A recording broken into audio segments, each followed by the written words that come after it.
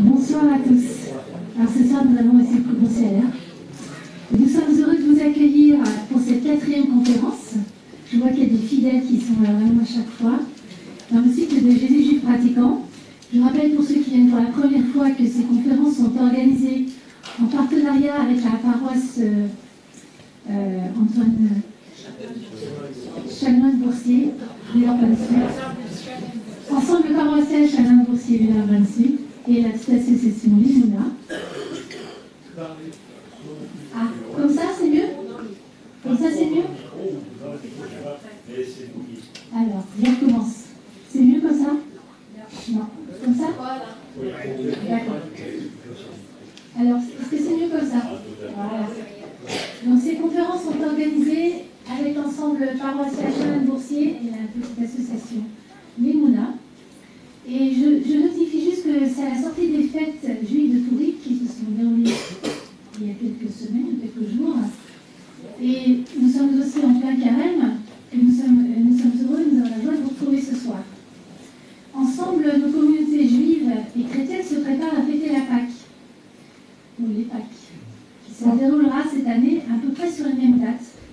Donc c'est aussi une belle période pour penser les uns aux autres, pour prier les uns pour les autres, et aussi pour rechercher tous les éléments qui nous rattachent à la tradition, à nos racines juives, en scrutant la parole et en écoutant différentes conférences sur Internet.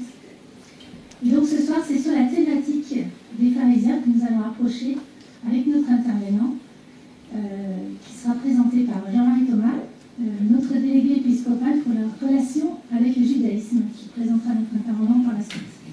Je vous souhaite une belle soirée.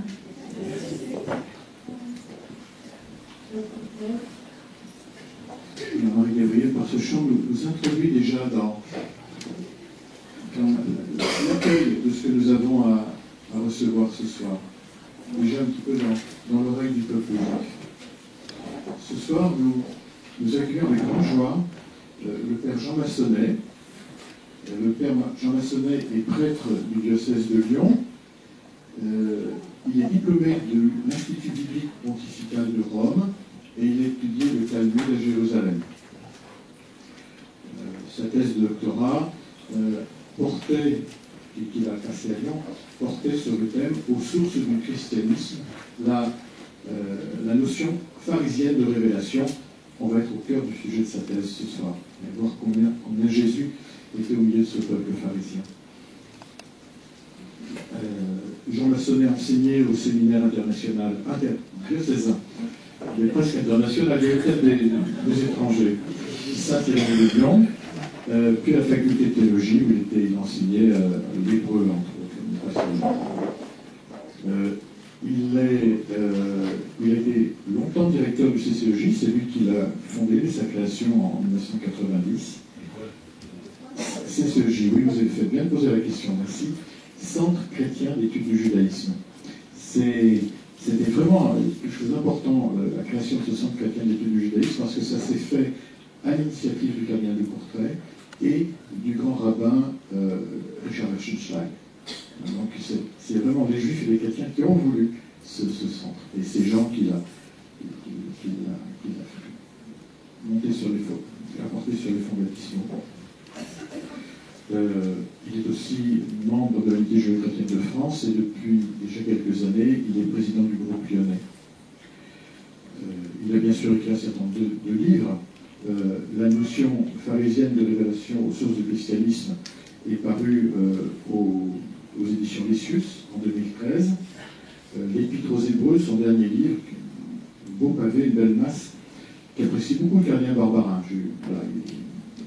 J'ai su ça.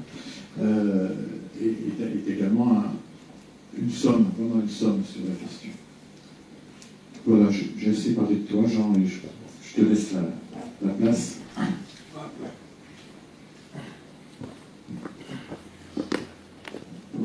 Si je parle comme ça, vous m'entendez? Il faut parler avec le micro. Tu m'as bien présenté, hein, ça va. Alors la somme, je ne voudrais pas vous assommer, moi. Simplement un petit mot quand même de souvenir, puisque je suis, enfin avec Jean-Marie aussi, dans la mission judéo-chrétienne, nous avons eu un départ, un deuil tout récemment, le père Jean Dujardin, qui a été, dans l'amitié judéo-chrétienne bien sûr, mais responsable secrétaire du comité épiscopal pour les relations avec le judaïsme pendant longtemps. Moi, je l'ai connu, beaucoup de monde l'ont connu, il a apporté beaucoup par ses livres et par tout l'effort qu'il a fait pour essayer d'inviter le peuple chrétien, par des sessions et différentes manières, d'inviter le peuple chrétien à reconnaître ses liens avec la tradition juive.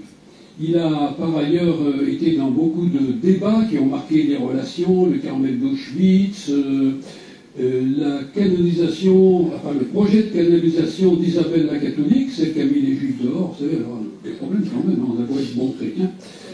Voilà, puis différentes choses. Il est l'auteur du fameux, même s'il est élu par un évêque, bien sûr, c'est élu par un évêque, mais il est l'auteur pratiquement de la déclaration de repentance de Drancy. Ça sent son style, quoi, tout ça. Moi, il m'a aidé à comprendre beaucoup disons, la profondeur assez insondable et le sens de la Shoah. Voilà. Voilà, bon, alors écoutez, je suis content de venir parler des pharisiens avec vous. C'est des gens que finalement j'aime bien, mais on peut se demander s'ils sont aimés dans le Nouveau Testament. Regardez dans l'épître, chez Matthieu, dans l'évangile de Matthieu, il y a 29 références, il y a 29 passages où on parle des pharisiens.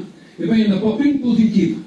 Le pharisien, les hypocrites, etc., tout ça, il y a un passage où c'est neutre, c'est bon, on dit ni mal ni bien, mais c'est tout. Alors, ce qui est caractéristique aussi, il faut bien le voir, parce que quand même il y a un peu d'historicité dans ces évangiles, c'est que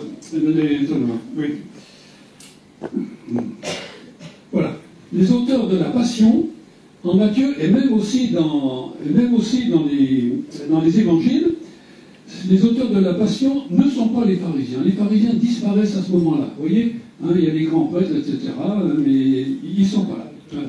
Alors maintenant, je vais aussi vous présenter un texte un peu long, là, je vais vous le lire. Hein.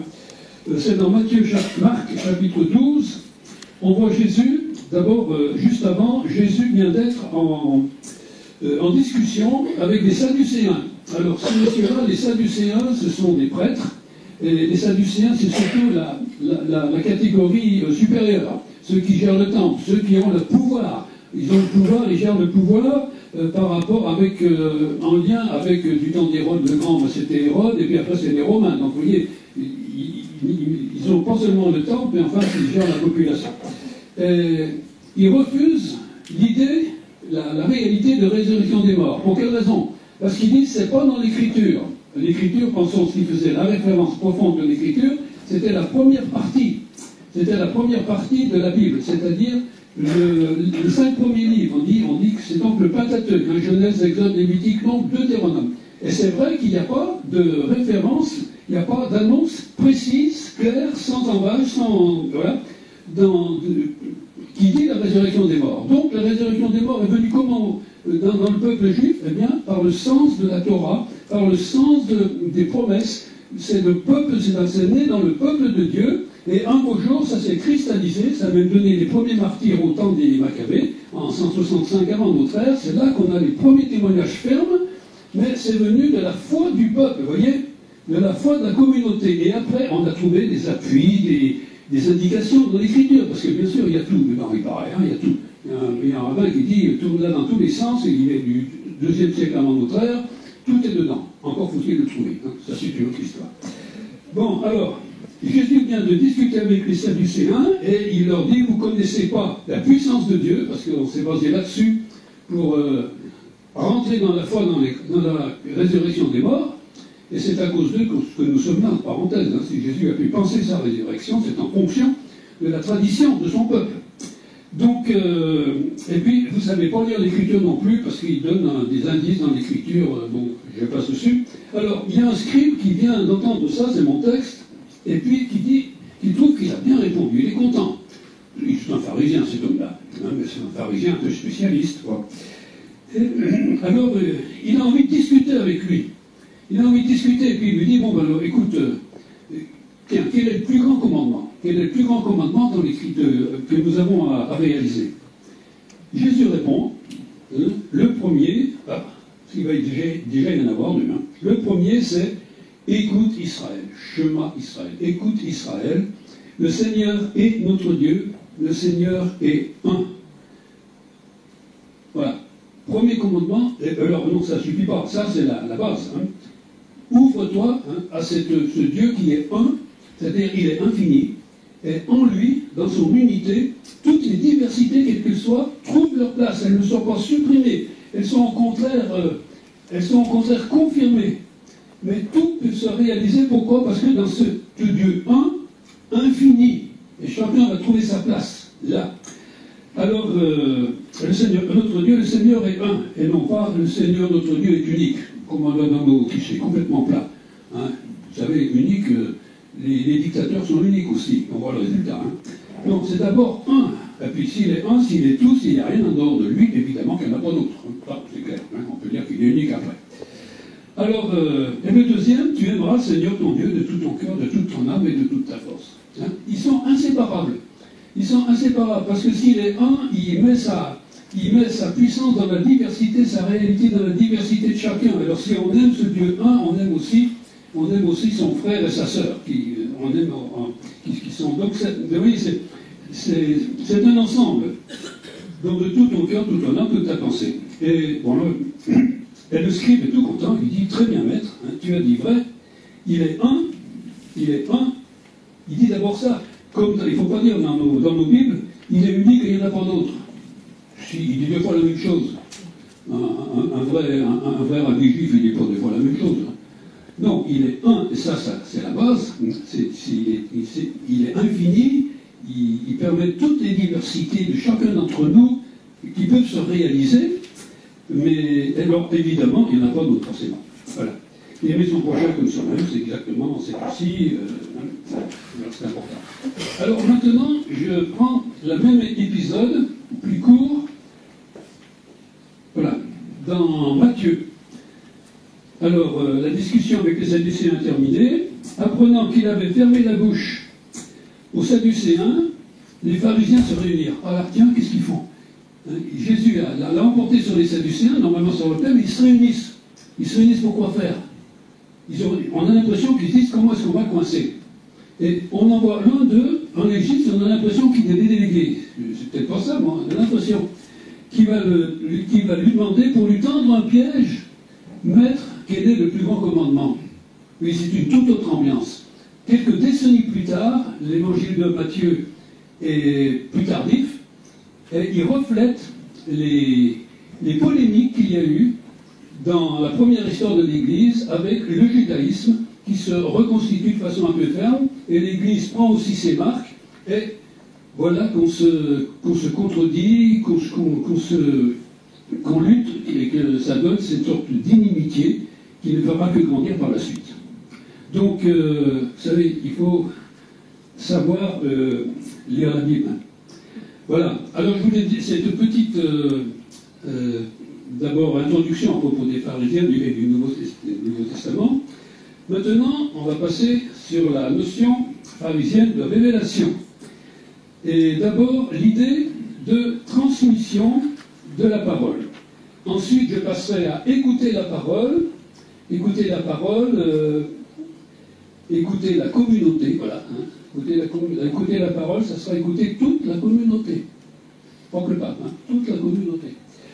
Et puis,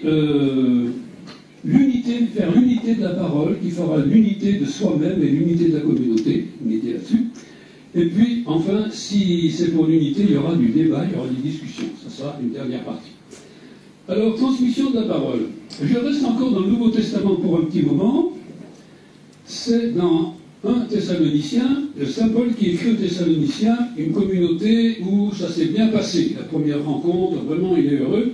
Et il rappelle un peu ses premiers temps. Alors, je lis, voilà ce qu'il leur dit. Nous le savons, frères aimés de Dieu, vous avez été choisis, car notre évangile ne s'est pas présenté à vous en parole seulement. Ah, un évangile. C'était pas l'évangile de Matthieu, de Luc ou du Jean, Il n'y en avait pas. Il n'y en avait pas. C'était un message. pas en parole seulement, mais en puissance dans l'action de l'Esprit Saint en surabondance. De fait, vous savez comme nous nous sommes comportés. Ah, cet évangile, c'est un comportement, vous voyez, une manière d'être, au milieu de vous, pour votre service. Et vous vous êtes mis à nous imiter. Voilà, pour recevoir les envoyés, ils ont imité ceux qui sont venus. Nous, pas seulement nous, mais le Seigneur. Donc ils savaient qu'il y avait quelque chose de plus puissant qu'ils imitaient dans le message. En accueillant la parole parmi bien des tribulations avec la joie de l'Esprit Saint. Non seulement ça, mais vous êtes devenus un modèle pour tous les croyants de Macédoine et d'Achaïe. Ils sont devenus un modèle. Ils sont devenus une expression vivante de l'Évangile.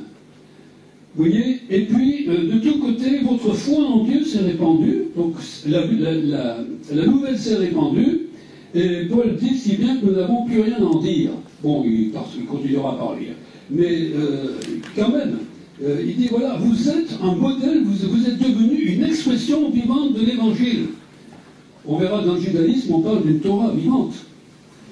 Bon, eh bien ça nous introduit déjà. Ça nous introduit dans ce qu'est la tradition rabbinique et le sens de la parole, dont nous héritons de cette tradition juive, qui a connu Jésus, qui l'a reçu aussi, bien sûr. Un autre aspect de cette transmission, toujours au monde chrétien, c'est toujours Saint Paul, dans le premier épître Corinthiens, chapitre 15. Voilà ce qu'il dit, je vous rappelle, frères, l'évangile que je vous ai annoncé, bon, que vous avez reçu, vous l'avez reçu, je l'ai annoncé, vous l'avez reçu, et par lequel vous serez sauvés si vous le retenez tel que je vous l'ai annoncé. Autrement, vous aurez cru en moi. Je vous ai transmis en premier lieu ce que j'avais reçu moi-même. Vous voyez, Paul reçoit, il va dire ce qu'il a reçu, et il le transmet. Et ceci, eh bien, on verra dans l'Église, mais aussi dans le judaïsme, et puis il va dire tout de suite, va toujours se faire constamment de génération en génération. Réception, transmission. Donc, alors ce que Paul a reçu, Christ est mort pour nos péchés, selon les Écritures, il était enseveli, ressuscité le troisième jour, selon les Écritures, il est apparu à Képhas et aux 12. Voilà, alors maintenant, présentation de la Torah orale chez les pharisiens. Le don de la Torah à l'origine. Alors là, c'est vraiment disons, on pourrait dire c'est la charte, si on pouvait dire comme ça, je ne dis pas que les Juifs le disent peut-être, mais enfin c'est vraiment le texte, un passage essentiel, car il rapporte une vision, une notion qu'ont les pharisiens et qu'ont les Juifs, d'ailleurs les Juifs, d'aujourd'hui aussi, parce que les Juifs se réfèrent aussi à cette tradition pharisienne, ils ne l'abandonnent pas, même s'ils la disent autrement. Eh bien, c'est vraiment, on a quelque chose de fondamental. On est à l'origine. À l'origine, il y a une origine, vous voyez. Et Moïse, au Sinaï, reçut la Torah à partir du Sinaï. Alors là, vous voyez, notre monde peut être aussi beau qu'on veut, aussi infini, on dit même qu'il est en croissance, on n'a jamais fini de l'admirer, mais en fait, s'il n'est pas ouvert à une transcendance, s'il n'est pas ouvert à celui qui le fait exister, s'il n'est pas ouvert à son Créateur, il est fermé sur lui-même et il risque l'inexistence, tout simplement. Donc là, il y a une relation avec un tout autre que tout l'univers, un tout autre qui va nous dire sa parole, qui annonce un message. Et c'est Moïse qui le reçoit. Il reçoit et il transmet. Il transmet à Josué. Josué transmet aux anciens. Josué, c'était son second. Les anciens, les anciens du livre de l'Exode, on les rencontre dans l'Exode des Nombres. Les anciens l'ont transmis aux prophètes. Vous voyez, on reçoit et on transmet. Alors les prophètes, c'est très schématique comme texte, bien sûr. Les prophètes, c'est le temps des rois et des prophètes. Vous voyez. Et puis, c'est pas fini, évidemment. Les prophètes l'ont transmis aux hommes de la grande assemblée. Alors cette grande assemblée, on a bien discuté dessus, mais disons, on se met d'accord pour dire que c'est une assemblée du temps de la domination perse. C'est-à-dire, après l'exil, jusque dans les années 200 environ, en l'an 200 environ. Alors ceci dit trois choses. c'est la Torah qui vont dire, vous voyez. Soyez pondérés dans l'exercice de la justice. Bon, on s'adresse à des responsables. Suscitez beaucoup de disciples. Ah, alors là, Jésus va dire aussi à la fin de l'évangile de Matthieu, allez baptiser toutes les nations, faites-en des disciples. Vous voyez. Pour que cette Torah, cette parole de Dieu, dont on va reparler encore, soit vivante, se répande, soit puissante, soit forte, il faut qu'il y ait beaucoup de disciples. Il faut une croissance. Vous voyez, on part au départ avec une idée de croissance. La parole va croître. Non seulement la parole, mais enfin ceux qui la vivent. Et puis, faites une haie autour de la Torah, c'est-à-dire prenez des précautions, il y a des règles, surtout dans le monde juif, des règles pour la cacheroute, tout ça, ou ce qui en est juif, on n'est pas juif, bon, on fait bien attention à tout ça. Et enfin, ce Simon le Juste, qu'on peut, c'est peut-être ce grand prêtre du livre de Ben Sira, autour de l'an 200, qui est décrit de façon merveilleuse, avec admiration par l'auteur. Il sort du temple le jour de la fête de Kippour, il était en lien avec la présence divine dans le Saint des Saints, et il sort dans la splendeur de ses ornements, admiré par le peuple. Enfin bon, c'est Simon le Juste, bon, c'est peut-être celui-là. Il a dit, le monde repose sur trois choses, sur la Torah, sur le culte et les actes réciproques d'amour. Alors, sur la Torah, juste un petit mot quand même pour situer, je suis obligé de le faire. Il y a plusieurs sens du mot Torah. Il y a le premier sens, c'est le Pentateuque. Donc c'est une Torah écrite, vous voyez, les 5 premiers livres. Mais ensuite, il y a dans la Bible, il y a une deuxième partie qui sont, on dira les prophètes. Oui, on en parlait là tout à l'heure. Les prophètes, alors c'est le livre des rois et les prophètes. Les prophètes qui vont expliquer cette Torah donnée par Moïse, qui vont dire comment la vivre, et en particulier en écoutant la parole de Dieu, en exerçant la justice dans le peuple. C'est un grand cri des prophètes, tout ça. Alors, deuxième partie de la Bible, et troisième, c'est les livres de sagesse, ce qu'on appelle les écrits. Alors, vous avez les psaumes, vous avez tous les livres de sagesse là derrière. Alors, c'est un troisième niveau, important aussi, mais qui va expliciter aussi les deux autres et qui va dire comment on peut vivre une véritable sagesse en Israël, qui servira d'ailleurs d'interface avec les sagesses des nations, puisque les nations ont des sagesses. Mais une des lectures de ce matin dans la liturgie de l'Eucharistie, parce que je dis la messe tous les jours, moi je suis avec les sœurs, c'était Moïse qui dit écoutez bien cette parole parce que les nations admirent votre sagesse. Vous voyez. Voilà, alors la Torah, c'est quoi aussi? Eh bien, je vais en parler, c'est toute cette manière de comprendre la parole. Vous voyez que dans les maximes qui ont été dites ici, dans ce passage, il n'y a pas une parole de la Bible, hein, c'est plutôt des paroles des sages.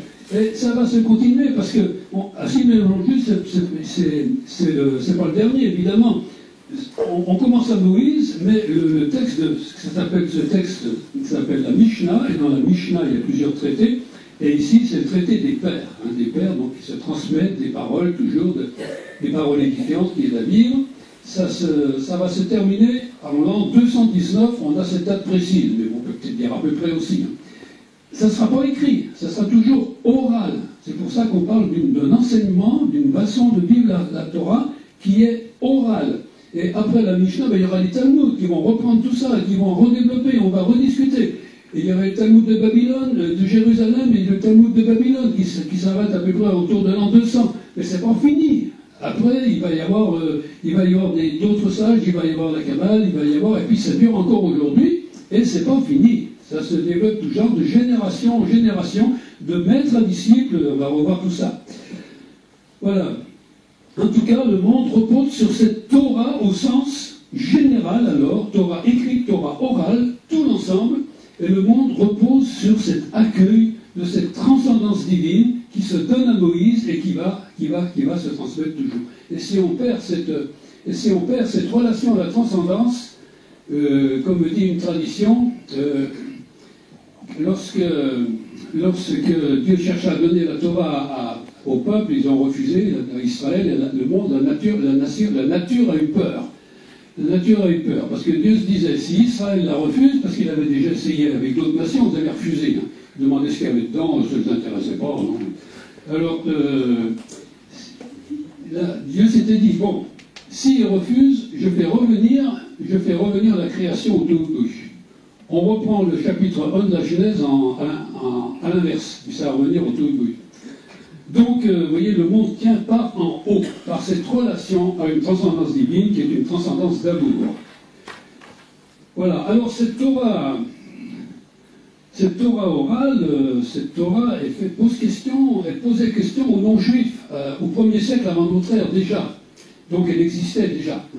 Et on a ici quelques textes qui mettent en lien, qui mettent en œuvre deux grands maîtres du 1er siècle avant notre ère, c'est-à-dire ils ont vécu, ils ont fini de leur ministère, on peut dire, au moment où Jésus est né.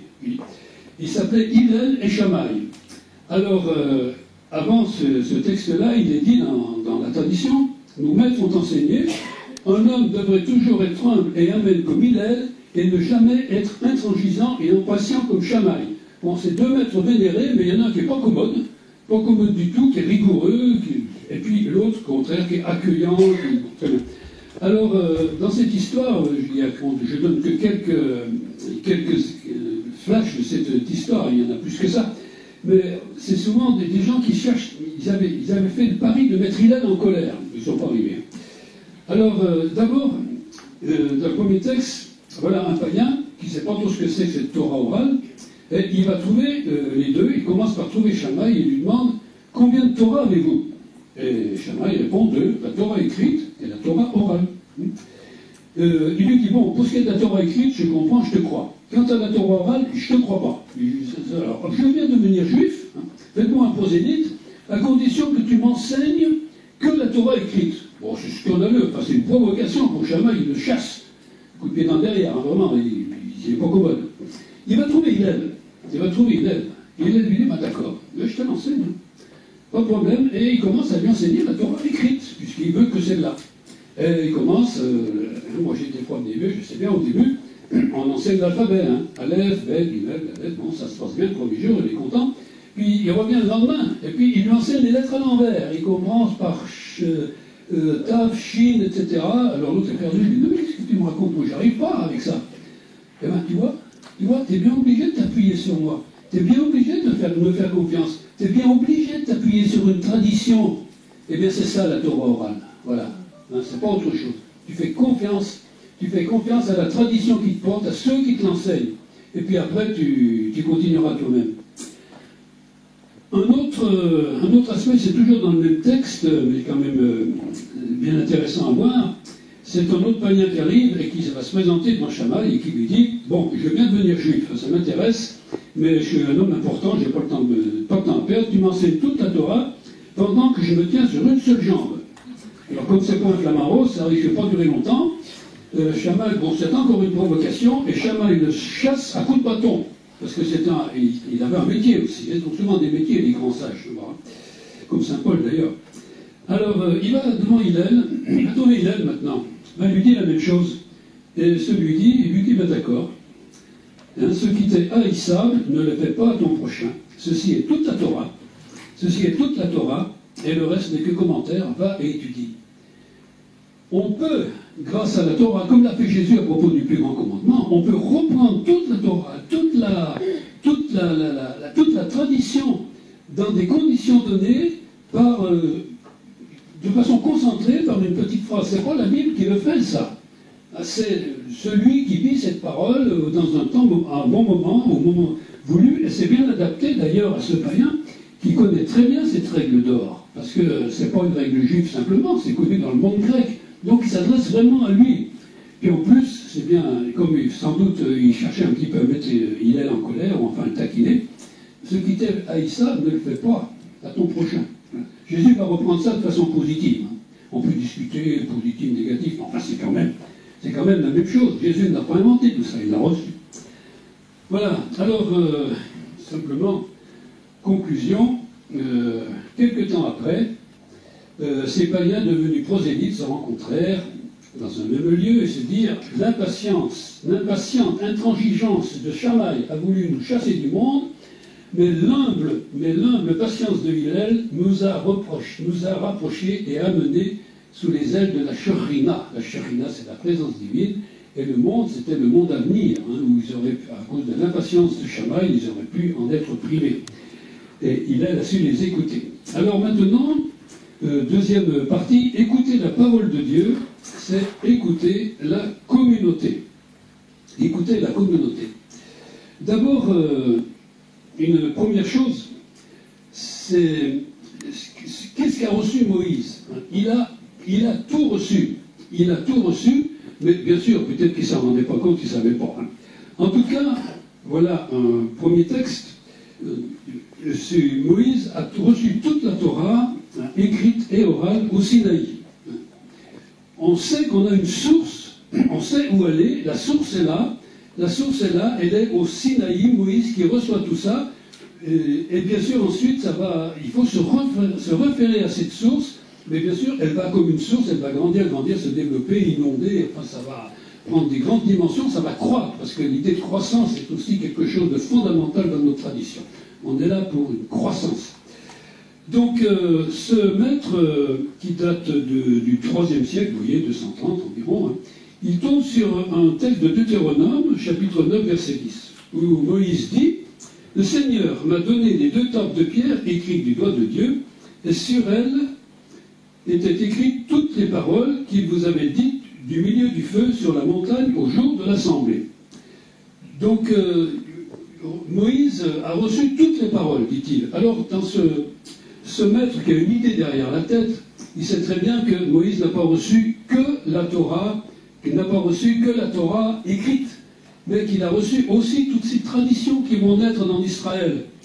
Alors, il a d'abord cette idée, et il va s'appuyer sur des petites particularités du texte, des petites de rien du tout, pour démontrer qu'effectivement, Moïse n'a pas reçu que la Torah écrite, mais il a reçu tout ce qui va constituer la tradition d'Israël dans l'avenir.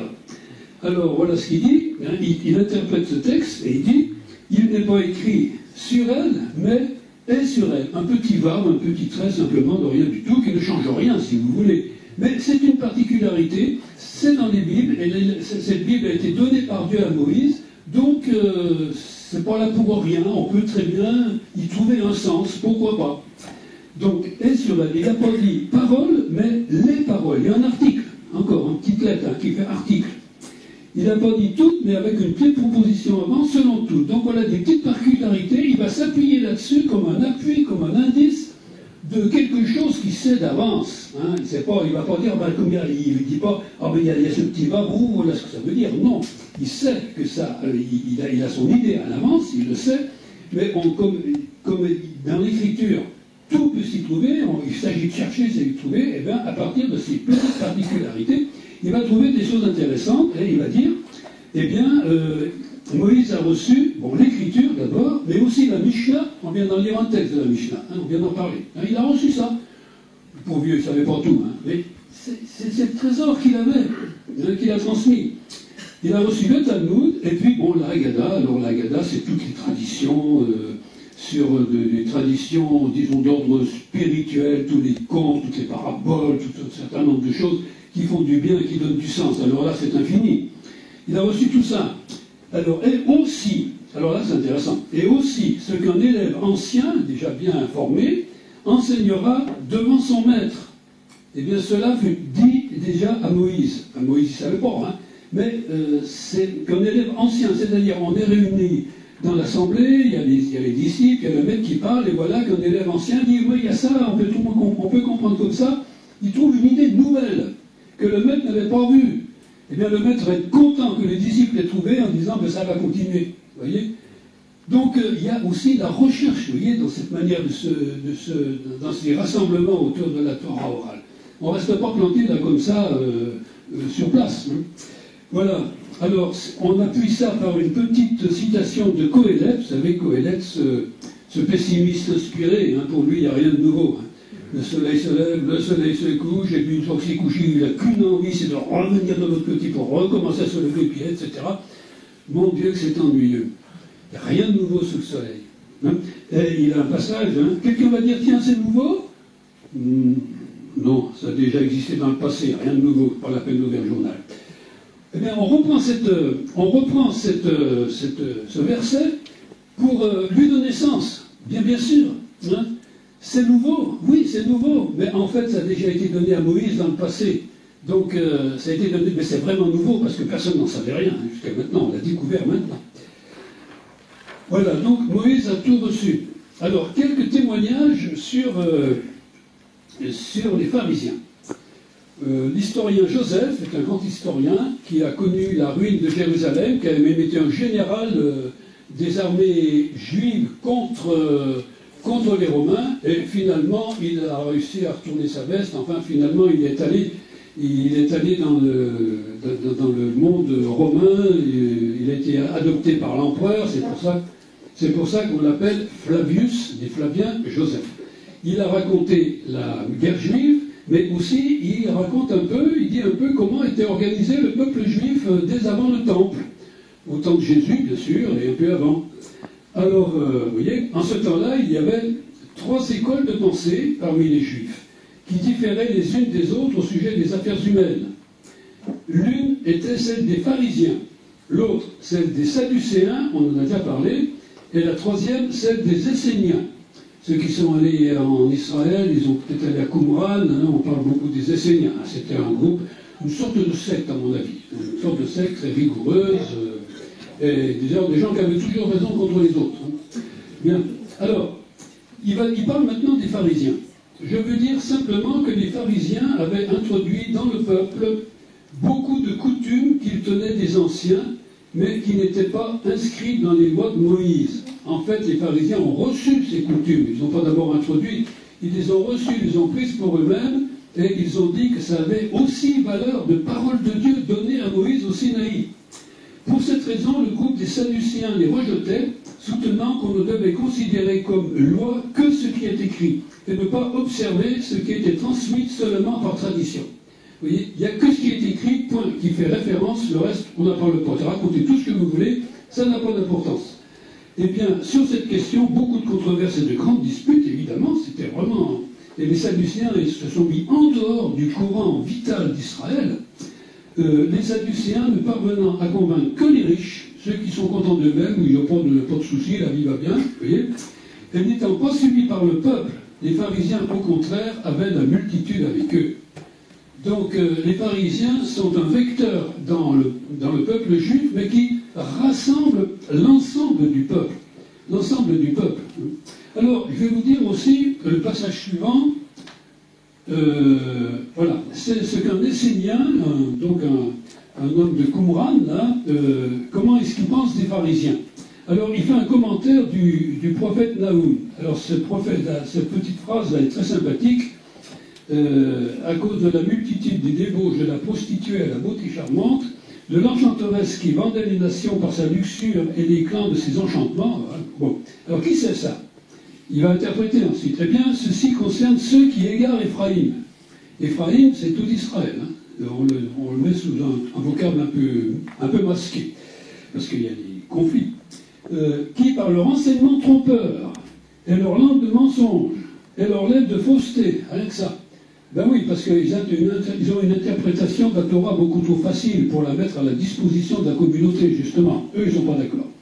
Ils en égarent un grand nombre. Alors qui? Roi, prince, prêtre et peuple. Je mets laïque, c'est un peu anachronique. Ben, donc, tous, en fond. Le monde politique, roi, prince, les prêtres, donc les Sadducéens, et puis le peuple tout entier. Tout le monde va à leur suite. Il en est dépité, mais il est bien obligé de reconnaître que c'est vrai. Vous voyez, encore un témoignage sur les Sadducéens qui ont avec eux, qui sont suivis par le peuple. Pas pour rien. Pas pour rien, parce que les Sadducéens, les pharisiens, reconnaissent ces traditions qui sont vécues dans le peuple, et que le peuple aime en plus, et qui sont vraiment, on reconnaît comme ces traditions comme étant données à Moïse au Sinaï. Voilà. Bon, on sait très bien les traditions où Moïse se trouve devant la classe d'un grand maître des siècles après, qui s'appelle Akiba, et il ne comprend rien de ce qui se dit. Jusqu'au moment où un disciple demande à Akiba, ce grand maître qui est mort en 135 de notre ère, mais d'où tiens-tu cela? C'est pas écrit dans l'Écriture. Ah ben ça, écoute, c'est une tradition qui a été donnée à Moïse au Sinaï. C'est-à-dire qu'elle remonte d'un tel, puis après ça se perd un peu dans les sables, dans le temps, mais c'est donné à Moïse au Sinaï. Alors Moïse est rassuré, il dit, bon, je donne tout ça. Bon, très bien. Voilà. Alors, voilà, le battage des branches de saule. Un des exemples qui montre que les pharisiens reconnaissent une tradition vécue dans la communauté par le peuple. C'est dans la fête de Soukhot, la fête des tentes, une fête de l'automne, où on fête les fruits, hein, on a un bouquet de fruits aussi, et puis on vit sous des tentes, on vit sous des huttes, pour rappeler le temps où on vivait dans l'Exode. Lors de l'Exode, on vivait sous des tentes de façon très précaire, mais c'est aussi ces tentes, on attend le jour où on habitera sous les tentes célestes, c'est-à-dire abrité par la présence de Dieu, sa Shorina ou la nuée lumineuse, enfin ça sera très beau. Et puis comme c'est une fin des temps, on prie aussi pour toutes les nations. Oui. Alors il y a quelque chose qui se faisait à ce moment-là, un rite, on appelle ça le battage des branches de saule, c'est-à-dire on avait un bouquet de fruits, de plantes, etc., qui symbolisaient les fruits d'automne. Et puis, il y avait aussi des palmes, des fruits de palme, des branches de palme. Et on avait l'habitude de rentrer dans le temple et d'entourer l'autel. On appelait ça le battage des branches de saule avec ces palmes, et le peuple aimait ceci. Alors, dans l'épisode qu'il y a ici, la rite va se dérouler en Shabbat.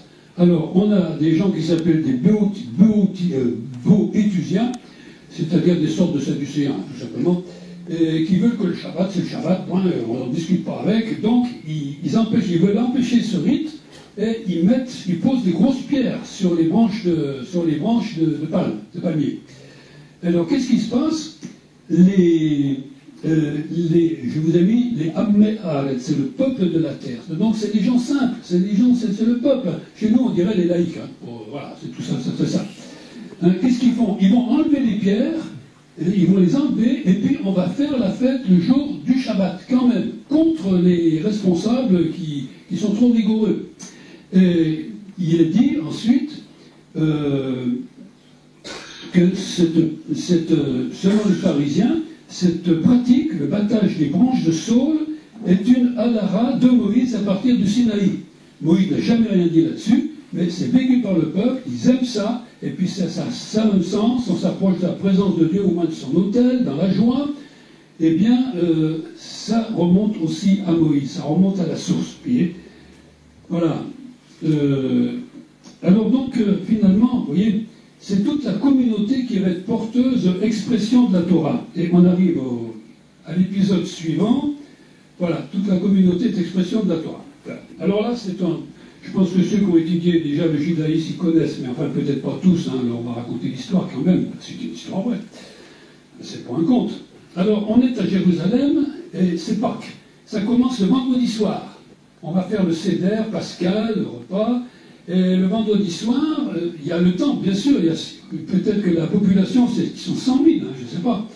Donc, les gens arrivent avec des animaux qu'ils vont sacrifier dans le temple. Et puis après, ils vont retourner chez eux avec la bête sacrifiée, un agneau ou un chevreau, voilà.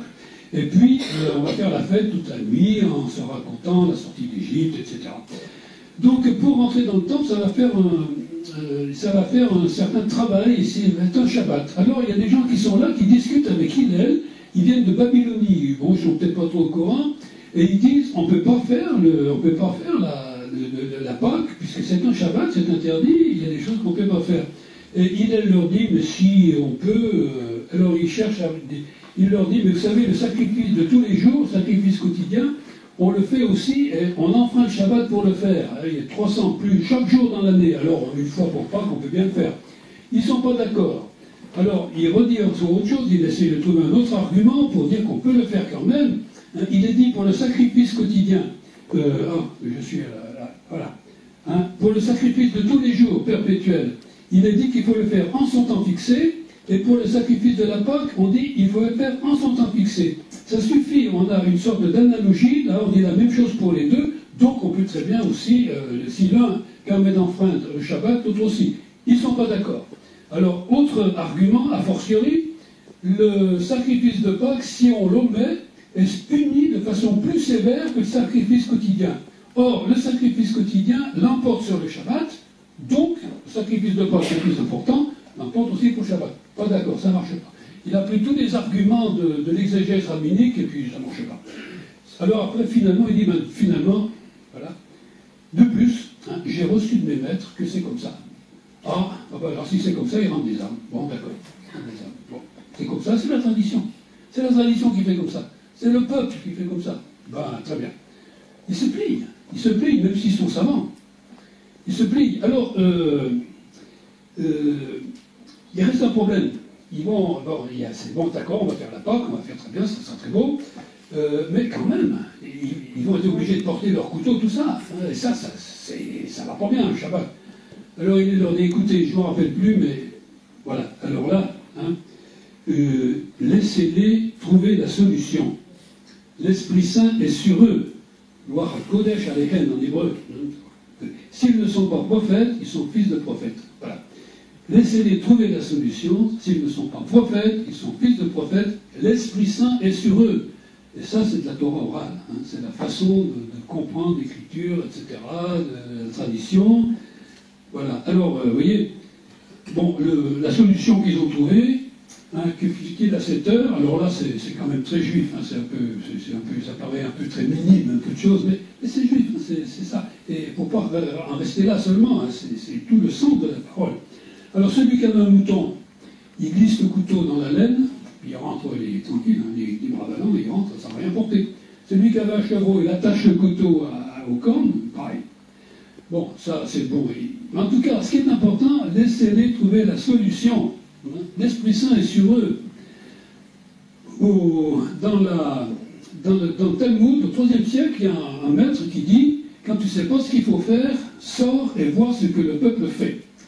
Et on raconte qu'au Xe siècle, les Juifs de Kérouan, en Tunisie, se disputaient pour le jour de l'an, parce qu'il faut sonner du corps. Alors il faut reconnaître que c'est compliqué, des coups saccadés, longs, en montant, etc. C'est pas facile. Ils se disputaient toujours. Alors ils s'adressent à la lumière de l'époque, toujours donc au Xe siècle, à Rab Gaon, qui était à Rai Gaon, qui était à Babylone. Et ce grand maître leur répond, ben oui, on a la tradition, il a porté par Israël, etc. On a vécu dans le peuple. Et puis après tout un discours, il dit, et avant tout, plus que tout, il y a une preuve à partir du principe, sors et vois ce que le peuple fait.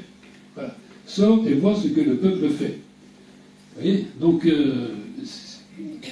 au Xe siècle. Bon, maintenant, un autre texte qui nous dit un peu justement comment chacun peut être une expression vivante de la Torah, comme on dit parfois dans un des chants, vous êtes l'évangile de Dieu, bon ben c'est là aussi. On raconte que un certain rabbi Simon Éléazar, au IIe siècle, vous voyez, 135-170, a dit « Celui qui se tient auprès d'un mourant, à l'heure où celui-ci rend son âme, doit déchirer ses vêtements. » Pourquoi? C'est semblable à un rouleau de la Torah qui est brûlé. Voilà, un mourant qui part, un Israélite, un Juif qui s'en va, c'est comme un rouleau de la Torah qui est brûlé. Vous voyez? Et Rashi, qui va commenter ce texte au XIe siècle, oui, au XIe siècle, et il reprend, hein, oui, c'est ça, hein, l'âme d'Israël qui est enlevée ressemble à cela, car il n'y a personne en Israël qui soit vide, qui n'ait ni Torah ni commandement. Oui. Alors, donc, l'Esprit Saint sur eux. Ensuite, cette tradition du IIe siècle, si un Juif meurt, c'est comme un rouleau de la Torah qui est brûlé. Ensuite, Rai Gaon, au Xe siècle, qui dit, plutôt, déjà dans le Talmud, au IIIe siècle, sort et voit ce que le peuple fait. Rai Gaon, au Xe siècle, qui reprend la même chose pour éclairer les Juifs de Tunisie, clairement. Et puis, enfin, Rashi, qui appose son sceau là-dessus, Rashi, qui est vraiment la référence. Alors, si on n'a pas compris que c'est la communauté elle-même qui est porteuse de révélation et porteuse de vérité, il faut s'arrêter. Il y en a un qui ne s'est pas trop arrêté, c'est notre pape François. Je vais simplement vous dire ce qu'il raconte aux nouveaux évêques, et même aux nonces, quand il les reçoit. Il dit beaucoup d'autres choses, mais enfin, voilà.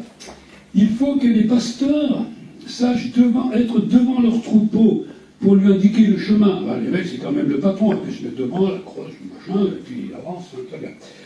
Mais il est au milieu aussi, pour le maintenir rassemblé au milieu. Il y en a partout. Ils discutent avec, hein, c'est au milieu. Voilà, hein, ils ne se distinguent pas trop. Et puis même derrière, pour deux raisons. Pour aider ceux qui traînent, qui arrivent pas bien, derrière. Et puis vous ne faites pas de soucis pour ceux qui sont devant. Ils ont le flair pour savoir où aller. Voilà ce que le pape François a dit à plusieurs reprises devant les nonces et devant de nouveaux évêques. J'ai l'impression qu'il a compris. Hein. Bon, alors, autre aspect maintenant, faire l'unité de la parole et l'unité de la communauté. Retrouver son unité dans cette parole vivante. Alors, voilà un petit texte qui commente un commentaire du chemin Israël.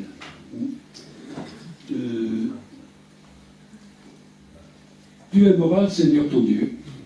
Deutéronome, hein, que le Seigneur notre Dieu est un, hein, tu aimeras le Seigneur ton Dieu. Bon, il faut agir par amour, hein, c'est plus important que d'agir par crainte, d'accord? Mais il y a un autre texte un peu plus loin hein, qui dit tu serviras le Seigneur, tu craindras et tu serviras le Seigneur ton Dieu.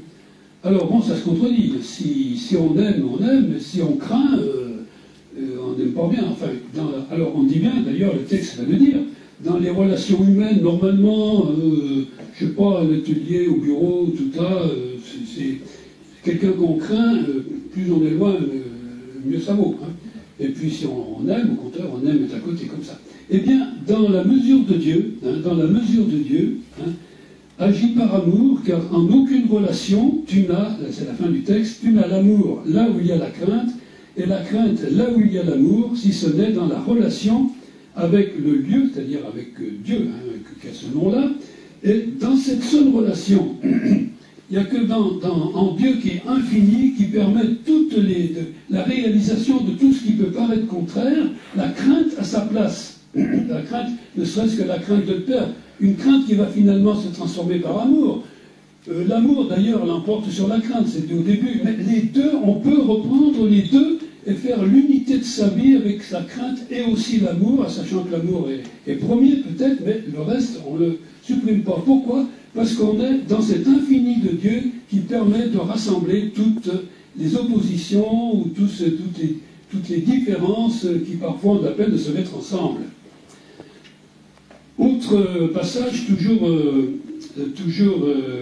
à propos du chemin Israël, c'est le texte suivant. Ah non, je suis un peu plus vite là. Voilà, c'est celui-là. L'homme doit bénir pour le malheur comme il bénit pour le bonheur. Est-ce que tout le monde le fait, ça? Je ne sais pas. Hein? Non, mais voilà, hein, voilà, c'est quand même, c'est dit, hein, c'est du sérieux, c'est pas, il y a des juifs qui l'ont fait, forcément. Alors, il est dit, tu aimeras le Seigneur ton Dieu de tout ton cœur, de toute ton âme, de toute ta force. Bon, ça c'est connu. De tout ton cœur, avec tes deux penchants, le bon penchant, le mauvais penchant. Alors, comment est-ce qu'il trouve ça? Alors, il trouve ça d'abord parce qu'il le sait. Il sait, et il va trouver dans ce texte du chemin Israël, il va trouver un petit indice qui dit que, effectivement, sur lequel on peut s'appuyer pour dire ce dont on est persuadé avant, bien sûr. Mais comme on peut tout trouver dans l'écriture, eh bien, il s'appuie sur ces petits indices, et quel est-il? Le mot cœur s'écrit normalement avec deux consonnes, ça donne lev, ou LB si vous voulez, lev, voilà. Mais chaque mot hébreu repose sur trois consonnes en réalité. Et le mot cœur aussi. Ça veut dire que la deuxième consonne est redoublée parfois. Et effectivement, dans ce texte-là, le mot cœur est redoublé. C'est pas très fréquent, mais c'est pas rare non plus. Donc il s'appuie sur cette espèce de petit détail de rien du tout pour dire une vérité spirituelle très profonde, enfin énorme. De tout ton cœur, ben oui, il s'appuie sur cette lettre doublée là pour exprimer quelque chose de très fort. Et de toute ton âme, même s'il te prend ta vie. Bon, je laisse la dernière ligne, non pas qu'elles ne sont pas intéressantes, mais enfin, il faut avancer un petit peu. Hein. Alors, autre chose aussi sur cette unité de la... Vous voyez, tu aimeras ton Dieu de tout ton cœur avec tes deux penchants, hein, et puis pour le malheur et pour le bonheur, vraiment, on peut faire l'unité de tout à cause de ce qu'est Dieu qui est infini et qui va même reprendre le malheur pour le transformer en bonheur. Enfin, je ne sais pas, vous voyez. Et ceci à cause de cette transcendance du Dieu un, bien sûr. Alors, un autre texte maintenant, voilà. La question est de savoir pourquoi deux passages différents de l'Écriture ne peuvent pas appuyer la même argumentation, lorsque deux juges sont au tribunal, par exemple. C'est-à-dire, mettons que, même si on discute, on va trouver le même sens exactement, l'un va trouver un verset dans l'Exode, l'autre va le trouver dans le livre du Lévitique, deux versets différents, on va dire c'est exactement la même chose. Eh bien, il y en a forcément un qui se trompe des deux. Parce que deux paroles de l'Écriture ne peuvent pas dire la même chose. Dieu ne se répète pas. Vous voyez? Donc, et à plus forte raison, vous voyez le texte là, c'est à cause. Alors, pourquoi on ne peut pas dire ça? Deux textes différents peuvent dire la même chose. À cause de l'Écriture suivante, c'est un psaume. Dieu a dit une chose, et j'en ai entendu deux. Le psaume 62, verset 12. Si vous allez voir les traductions, on va passer dessus, on aplatit un peu pour que ça ne change pas. Mais Dieu a dit une chose, et moi j'en ai entendu deux. Alors pourquoi? Parce que la puissance est à Dieu. La puissance est à Dieu. Donc, vous voyez, une seule parole, donc deux paroles différentes ne peuvent pas dire la même chose, mais une seule parole dit à plusieurs sens. Et pour qu'il y ait plusieurs sens, on prend l'exemple du marteau qui frappe le roc, qui fait des étincelles, donc une multitude d'étincelles, donc une multitude de sens. Et bien voilà, la parole de Dieu, c'est comme un marteau qui frappe le roc et qui fait une sorte de feu d'artifice. Alors pour qu'il y ait ce feu d'artifice, qu'est-ce qu'il faut? Il faut des gens qui comprennent le sens. Plus il y aura de personnes qui seront là pour dire « moi je comprends comme ça, moi je comprends comme ça, moi je comprends comme ça », il n'y en a pas deux qui comprendront de la même manière, et ça sera la même parole. Pourquoi on peut faire ça? Pourquoi une seule parole peut être justement diffractée de façon extraordinaire? Parce que la puissance est à Dieu. C'est toujours la relation à cette puissance transcendante, à ce message donné à Moïse au Sinaï, qui vient de l'autre, du grand autre avec un grand A, le Dieu transcendant. Oui. Donc, voilà. Donc, ce texte nous dit qu'on est amené à vivre ensemble cette parole de Dieu. Maintenant, une autre histoire. Le collier avec la Torah. Alors il y en a plusieurs qui connaissent ça, j'en suis sûr, ici ils ont déjà fait un peu de judaïsme, même beaucoup. Mais bon, c'est un certain Élisha qui raconte le jour de sa circoncision. Évidemment, on lui a raconté, il avait 8 jours. Et il dit, mon père était un des grands personnages de Jérusalem, alors bien le jour de la circoncision, il invite les grands personnages de la ville, c'est la grande fête, vraiment, sauf peut-être pour le petit bébé. Mais bon, on fait la circoncision, et puis il y a deux jeunes qui sont là, mais déjà bien connus. Ils s'appellent Rabbi Eliezer et Rabbi Yoshua. Alors le maître de maison les connaît déjà, il dit, bon ces deux-là, ils vont s'occuper autrement, je leur donne une pièce pour qu'ils soient tranquilles. Alors on mange, et puis après on va danser. Alors on danse, on fait la fête encore, et puis les deux là en question se disent, pendant que ceux-ci passent leur temps à leur façon, ils ont bien raison, nous on va faire ce qu'on a envie de faire. Alors ils se mettent à s'occuper. Voilà. Ils se mettent à s'occuper des paroles de la Torah. Ils se mettent à s'occuper des paroles de la Torah. Ils font un collier. Ils font un collier. Et puis, qu'est-ce qui se passe? Le collier, c'est un thème qu'on choisit. Et puis, on va prendre des paroles justement, du Pentateuque, de la première partie, et puis des prophètes, et puis de la sagesse. Puis, on va mettre tout ça ensemble. Et qu'est-ce qui se passe? Un feu descend du ciel et les entoure. Oh, une expérience très forte. Alors, toujours le petit Élisha, là, enfin devenu grand, raconte, mon père Abouya leur dit, mais maître, êtes-vous venu mettre le feu à la maison? Ils vont dire, non, Dieu nous en garde. Mais nous étions assis et nous faisions un collier avec les paroles de la Torah. Nous passions de la Torah aux prophètes, des prophètes aux hagiographes, et voici que ces paroles sont devenues joyeuses comme elles étaient quand elles furent données au Sinaï. Le feu s'est mis à les lécher comme il les léchait au Sinaï. Ils font une expérience du don originel de la parole. Pourquoi? Parce qu'ils ont réussi à faire l'unité de cette parole en partant des textes de la Bible qui sont différents, qui parfois se contredisent, qui sont difficiles à interpréter. Tout ça s'est retrouvé dans l'unité de celui qui a donné la parole au Sinaï, dans l'unité du Dieu transcendant, du Dieu d'Israël. Et donc ils refont cette expérience originelle. Voilà, et dans le Sinaï, effectivement, on dit les montagnes brûlaient dans le feu comme au cœur des cieux. Une expérience, ça, qui est répétée à plusieurs reprises dans la tradition d'Israël, de façon différente. C'est vraiment une exégèse typique, fondamentale. On fait de l'unité de la parole et c'est de l'ordre de l'expérience. Vous voyez, c'est pas intellectuel seulement. C'est de l'ordre le feu, c'est de l'ordre de l'expérience. L'expérience spirituelle, voire l'expérience mystique. Alors, maintenant, revenons un tout petit moment au Nouveau Testament. Vous connaissez l'histoire des disciples d'Emmaüs, qui redescendent un peu la tête basse, l'histoire de Pâques, tout raté, et puis ils sont rejoints par un inconnu qui est là, qui leur dit « À quoi vous discutiez ?» Le dernier, à pas savoir ce qui se passe, enfin, Jésus de Nazareth, on espérait qu'il allait délivrer le peuple, enfin, nos espérances arrivaient, et ça se termine de façon lamentable, bon, ils retournent chez eux. Il leur dit, vous avez le texte là, esprit sans intelligence, cœur lent à croire tout ce qu'ont déclaré les prophètes. Ne fallait-il pas que le Christ souffrit cela pour entrer dans la gloire? Et commençant par Moïse et par tous les prophètes, il leur expliqua dans toutes les Écritures ce qui le concernait. Il fait un collier avec la Torah. Le collier, alors le fil du collier, c'est ce qui le concerne, c'est lui-même. Et ensuite, bon, il passe dans toute l'écriture, il ramasse des citations comme ça. On rentre à la maison, on est à table, il prend le pain, prononce la bénédiction, le rompt et leur donna. Le condensé de l'Eucharistie, avec la bénédiction. Alors leurs yeux furent ouverts, et ils le reconnurent, puis il leur devint invisible. Et ils se dirent l'un à l'autre, notre cœur ne brûlait-il pas tandis qu'il nous parlait en chemin et nous ouvrait les Écritures? Le feu du Sinaï, pour des chrétiens, le feu de la Pentecôte, mais ça ne se contredit pas. Notre cœur ne brûlait-il pas pendant qu'il nous ouvrait les Écritures?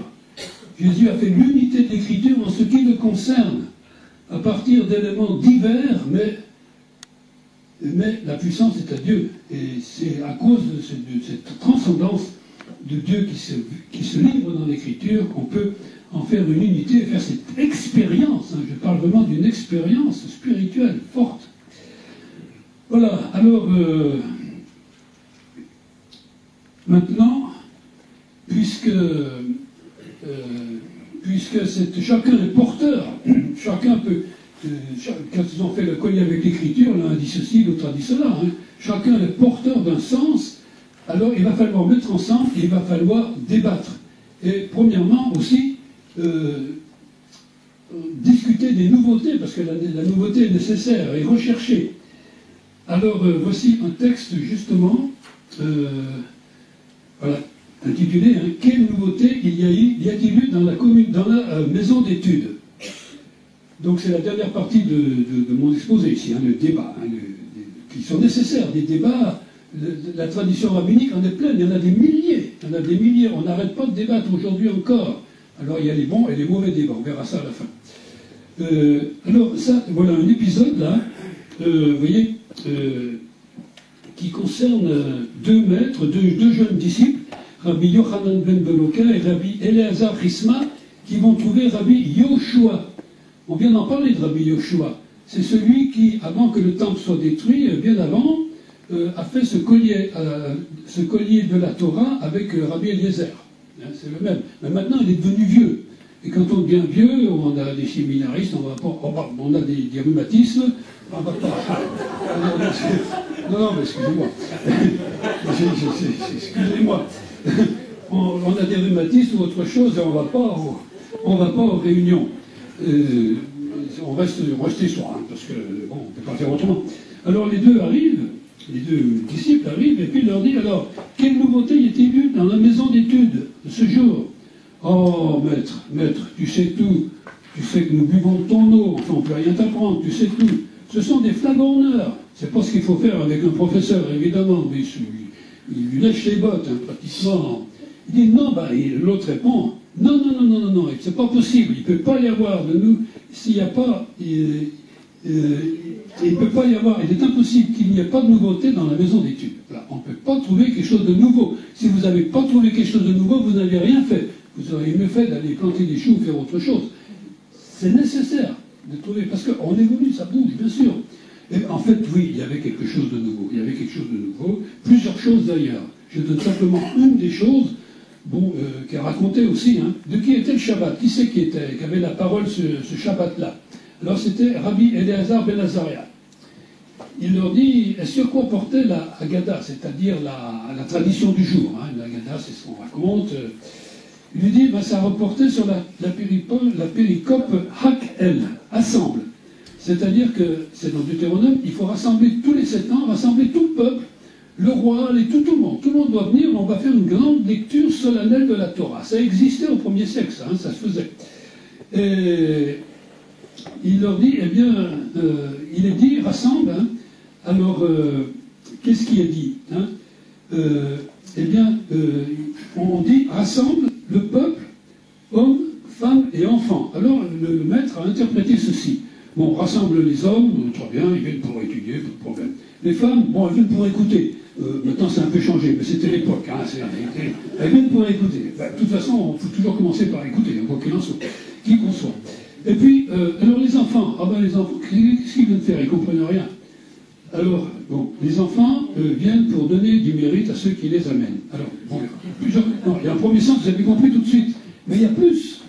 Il y a plus. C'est-à-dire que, par cette démarche d'amener les enfants, on montre que la parole de Dieu, on montre que la tradition est livrée et donnée à tous, petits et grands. Tous la méritent. Même ces petits bébés qui ne comprennent rien. Ils viennent avec l'Assemblée. C'est ça le mérite qu'ils ont. Vous voyez, c'est pas un mérite de faire un effort ou tout ça, c'est vraiment de réaliser et de comprendre cette parole de Dieu.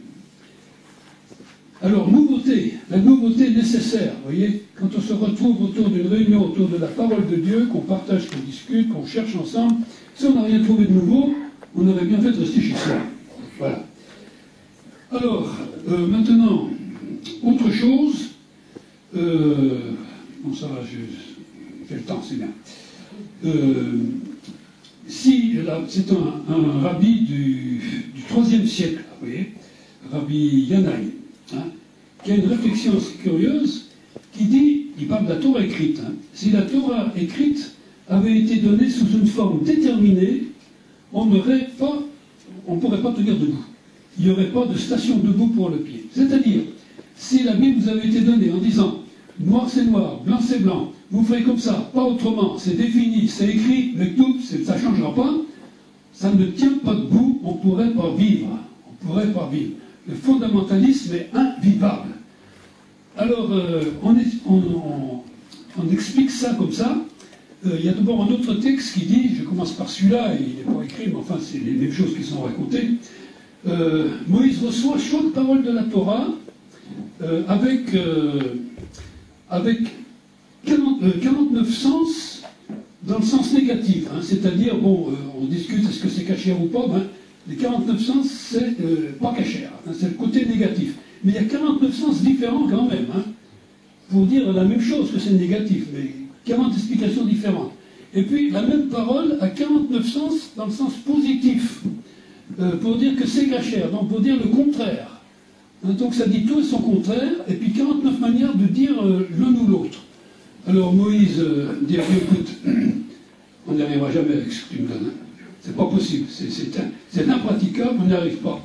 Et que dit Dieu? Eh bien, là dans la question, maître du monde, fais-moi savoir qu'il doit être la halakha. Ce qu'il faut faire, un point c'est tout. Dis-nous ce qu'il faut faire, on fera comme tu dis, et puis on marchera comme un seul homme, et ça ira tout seul. Ben non, justement, ça ne va pas tout seul. On ne peut pas tenir debout sur ses pieds avec une loi pareille. Alors, Dieu dit, eh bien, vous allez voter. Vous allez voter. Si ceux qui déclarent impurs l'emportent, eh bien voilà, et puis le contraire aussi. Donc je vous donne une parole absolument inutilisable telle qu'elle.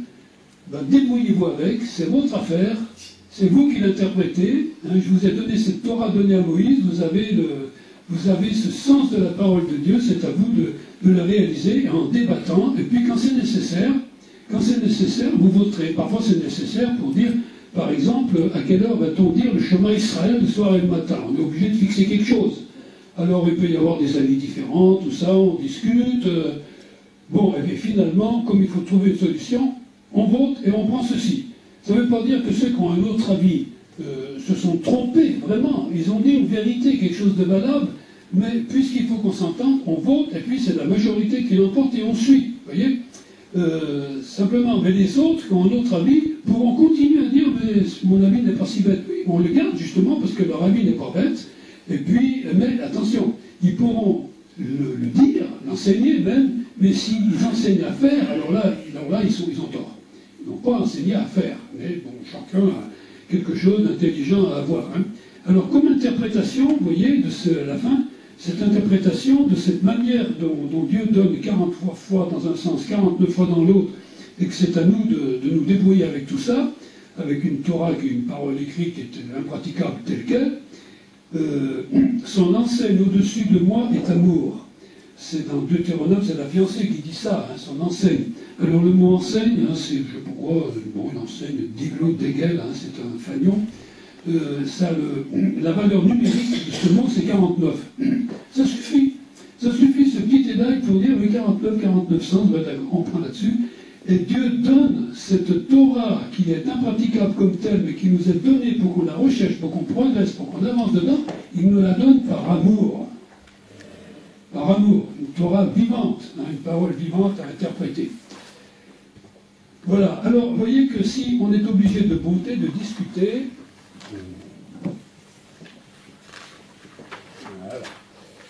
de discuter et même de disputer, les disputes sont nombreuses. Parfois, ça peut être un peu difficile. Hein, ça peut être un peu difficile, des fois. Hein, vous savez, reconnaître que l'autre a raison, parfois c'est une véritable croix, pourquoi pas. Hein. Moi, j'ai mon avis, j'y tiens, mais l'autre a mis quelque chose, ça me fait bouger. Ça me fait bouger. Hein. C'est pas forcément toujours facile. Hein. Spécialement quand on est responsable, d'ailleurs. Quand on pense avoir l'autorité pour dire, eh bien, non. Hein. Il faut, c'est la véritable croix hein, des responsables, c'est celle-là, à mon avis. Hein. C'est pas de faire 36 pénitences. Bien. Enfin, voilà. Toute dispute qui est faite au nom du ciel est destinée à subsister. Ah, c'est le texte suivant là. Ah, je n'avais pas donné ce texte, ça. Bon, voilà. Voilà, celui-là, le bon, là, maintenant. Hein? Toute dispute qui est faite au nom du ciel est destinée à subsister. D'habitude, quand on se dispute, on règle, puis maintenant on n'en parle plus. Vous voyez? Et bien non, là on va s'en souvenir, car c'est fait au nom du ciel, car chacun s'est mis sous l'influx de la présence divine qui lui est donnée, sachant qu'il reçoit, il est dans une attitude de réception, et je dirais même plus, dans une attitude d'obéissance.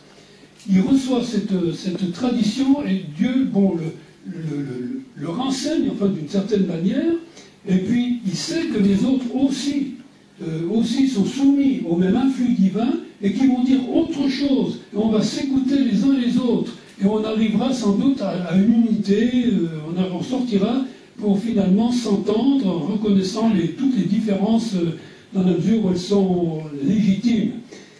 Donc ça, on va s'en souvenir. Il y a des disputes qui ne sont pas faites au nom du ciel, qui ne sont pas destinées à subsister. Alors on donne un exemple, quelle est-elle? La dispute qui est faite... d'abord, la dispute qui est faite au nom du ciel, on reprend la dispute de Hillel et Shammai. Hein, ils disputaient pas mal, mais on dit que finalement, surtout la maison d'Hillel savait écouter les autres. Hein, c'est des écoles qui ont été initiées par Hillel et Shammai, qui ont continué au 1er siècle. Donc, et celle qui n'est pas faite au nom du ciel, c'est la dispute de Corée et de son assemblée. C'est Corée, Dathan et Abiram. C'est dans le livre des Nombres, au chapitre 16, on voit qu'il y a une révolte dans la communauté, là, tous les 600 000 ou plus, ils sont là dans le désert avec Moïse, et puis il y a ces Lévites, là, Corée, Dathan et Abiram, qui rouspètent, qui disent « Mais pourquoi c'est toujours Moïse, enfin ?» C'est lui qui a toujours... nous, on veut avoir les encensoirs, on veut être un peu au-dessus, on veut se montrer, on veut être les premiers, etc. Une révolte religieuse, vous voyez. Et puis, également, il y a une révolte politique pour lui. Pourquoi c'est toujours lui qui commande? Alors, Moïse est bien embêté, et bon, Dieu lui dit, écoute, on va les mettre tous ensemble, tous ceux-là. On va les mettre tous ensemble, tu vois. Et puis bon, alors on attend un peu, surtout les familles, là, des révoltés se retrouvent là, tout d'un coup la terre s'ouvre, et tout disparaît. Tout disparaît, il n'y a plus personne. Les disputes pour le pouvoir sont mortelles. Exemple, une dispute pour le pouvoir, si c'est pour le pouvoir pour dominer l'autre, n'amène à rien. Bien sûr qu'il faut des disputes et des débats, mais à condition qu'on soit tous ouverts à cette transcendance infinie qui nous rend capables de nous écouter les uns les autres et d'avancer. Voilà. Bon, bah écoutez, j'ai terminé.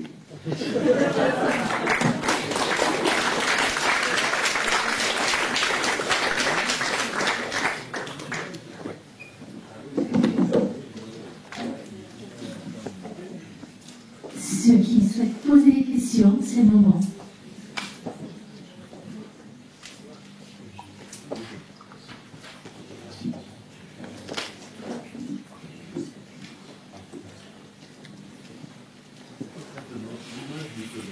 C'est pas celle de l'Alliance? Non. L'image qui est donnée du collier que l'on fait, oui. C'est pas représentatif de l'alliance de Dieu et des hommes? C'est plutôt... Ah ben j'ai mon micro là, pardon. Disons, si c'est l'alliance, disons, en faisant le collier sur la Torah, on vit dans l'alliance, ça c'est sûr. Mais dire que ce collier représente l'alliance, je ne crois pas. Ah bon. Oui, non, le collier, l'alliance, ça serait plutôt dans notre une sorte de bague hein, pour nous. Non, oui, bon, ben, d'accord, ben, vous pouvez le penser, après tout, pourquoi pas. Hein, oui, c'est vrai, après tout, pourquoi pas. Vous évoquez une idée, là, bon, parfois, pourquoi pas. Hein, mais c'est sûr que si on fait vraiment un collier avec la Torah, on est dans l'alliance. On est dans l'alliance avec Dieu, on l'écoute, enfin, on se laisse transformer, ça c'est sûr.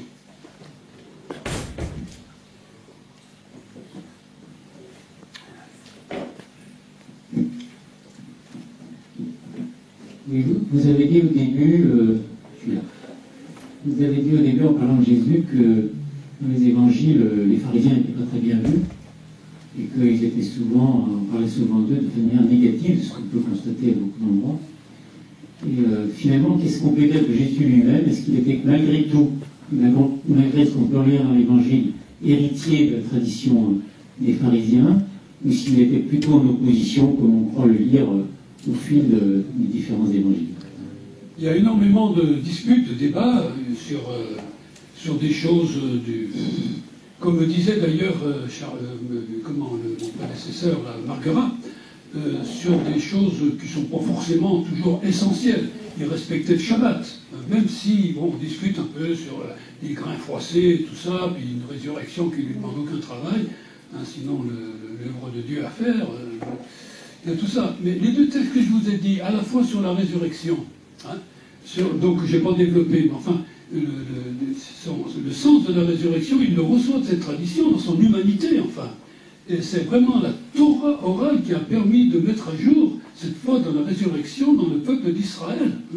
C'est pas un jour un grand chef qui a dit « Mes amis, on va tous prendre la résurrection des morts ». Non, c'est né du peuple, et ensuite on a trouvé des appuis dans l'Écriture. Et bien ça, il le fait également, le premier commandement, et le premier commandement, enfin, quel est le plus grand commandement? Là aussi, c'est une mise en œuvre, vraiment, de la Torah orale. Et puis, ce que j'ai oublié de vous dire, vous faites bien d'en parler. Quand ça, tiens, par exemple, là, ça m'a échappé. C'est pour ça que j'ai l'impression de terminer un peu tôt. C'est quand on dit que tout Israël a comme pour vocation d'être une Torah vivante. Mais alors là, on est dans l'évangile de Saint Jean, quand Saint Jean présente Jésus comme le Verbe de Dieu devenu chair. Jésus, sans doute, n'a jamais dit « je suis le Verbe de Dieu devenu chair ». C'est une interprétation chrétienne, mais qui se fonde sur une notion juive de la parole de Dieu. Jésus devenu chair devient expression vivante de la parole de Dieu, donc expression vivante de la Torah. Donc il accomplit la vocation d'Israël, de tout Israélite, d'être une Torah vivante. Et il nous transmet cela en nous disant « tout ce que j'ai reçu du Père, je vous l'ai donné, je vous le transmets ». Donc il nous invite à entrer, nous, à notre tour, parce que lui, il l'accomplit de façon pleine et infinie qui nous dépasse, mais cela, il peut maintenant l'offrir à tous ceux qui le suivent, de toute l'humanité. il nous invite à rentrer dans cette vocation d'Israël à notre tour et de devenir véritablement une expression vivante de la parole de Dieu. Alors là, on est en plein aussi dans la tradition rabbinique de l'époque, vous voyez. Bon. J'aimerais poser la question, ça peut être un peu déstabilisant pour un chrétien, cette manière de discuter, de disputer les idées, de rebondir sur la parole, c'est un peu étonnant. Comme les Juifs le font par rapport à la parole. C'est des tues, des discussions sur la parole. On a d'abord dans la tradition juive des tas d'exemples où ils discutent sur un tel passage de l'écriture, alors ça revient constamment, autre interprétation, un tel a dit ça, mais un tel a dit ça, on discute. Et dans les yeshivas juifs aujourd'hui, dans les jeunes qui discutent ou les étudiants, ils ne sont pas là, chacun planté sur son bouquin à apprendre par cœur. Bien sûr qu'ils savent beaucoup de choses par cœur, ça c'est nécessaire, mais ils sont après discuter et disputer pour dire, vous avez qu'à me mettre dans le Talmud et puis essayer de voir. Ça oblige à discuter, parce que c'est pas évident, il faut essayer de voir, et puis parfois on ne sait même pas la solution, donc on débat, on est amusé à débat, et on peut très bien faire ça, je pense, entre nous chrétiens, se réunir autour de la parole, pas simplement écouter un responsable qui va dire son avis, mais et chacun amener sa manière de penser qui sera différente, et puis s'écouter les uns les autres, et c'est comme ça que ça peut grandir. Et qu'on peut trouver du nouveau. Oui,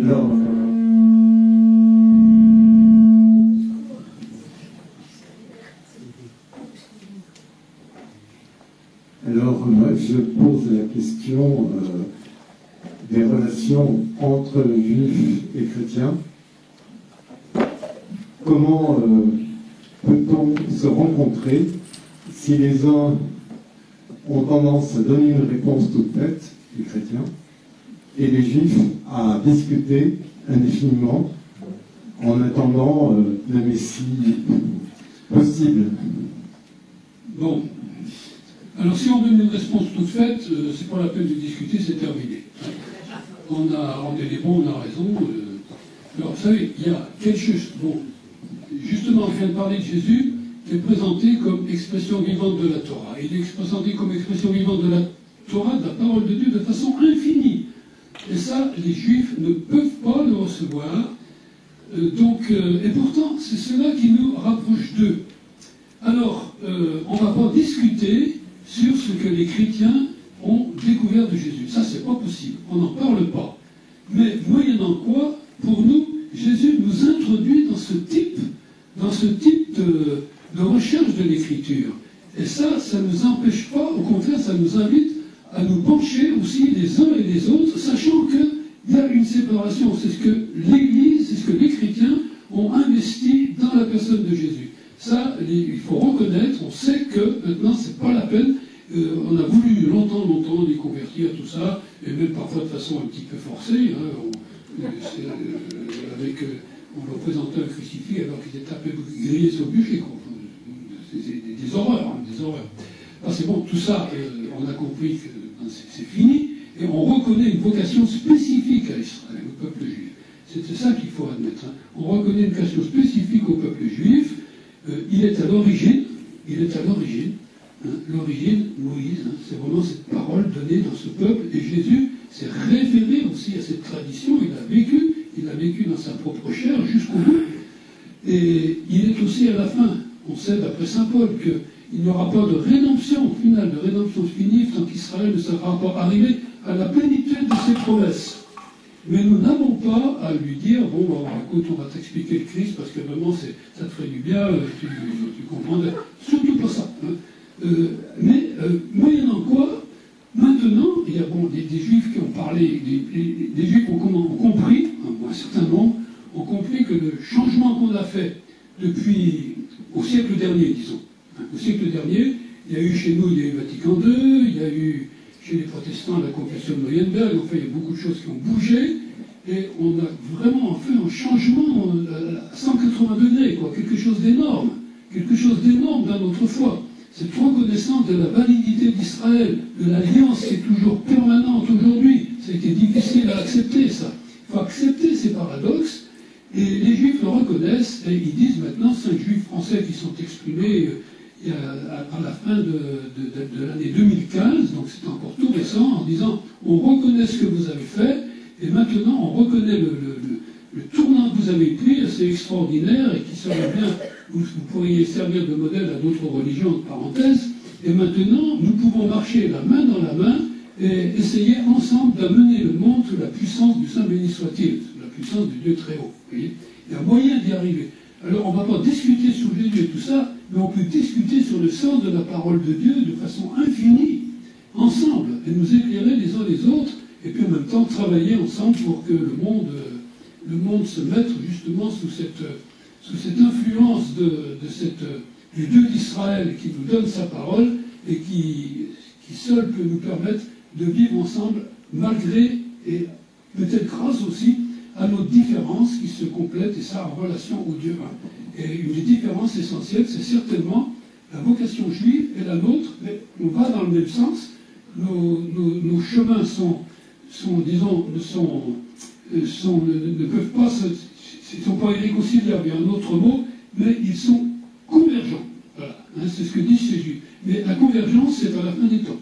C'est la rédemption. Pour l'instant, on monte ensemble, on marche ensemble, animés par la même parole. On sait qu'on n'a pas les mêmes repères, nous on a le Christ, mais le Christ nous introduit justement au cœur même de cette tradition rabbinique.